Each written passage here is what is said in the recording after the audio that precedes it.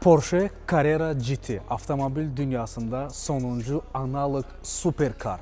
Avtomobil dünyada cəmi 1270 ədəd istehsal olunub. Məhz bu avtomobilin 3 sahibi olub, 22.600 km yürüşü var və avtomobilin qiyməti barəsində sadəcə məlumat verməyə çəkinirəm. Əgər kiməsə maraqlıdırsa, qiyməti aşağıda qeyd edə bilərik. Dünyada demək olar ki, avtomobil kolleksiyaçıları arasında ən çox sevilən superkarlardan biridir. Onu da xatırladım ki, avtomobilin əsas özəlliyi onun V10 mühərrik olmasındaydı. 5.7 litrlik V10 mühərriyi birinci dəfə Formula 1 yarışları üçün istehsal olunsa da, sonradan onu adi yollar üçün də istehsal eləməyə başladılar. Və bu avtomobilin dizaynı, rəngi, xarakteri, onun Ferdinand Porsche markasına aid olması onun ən əsas özəlliklərindən biridir.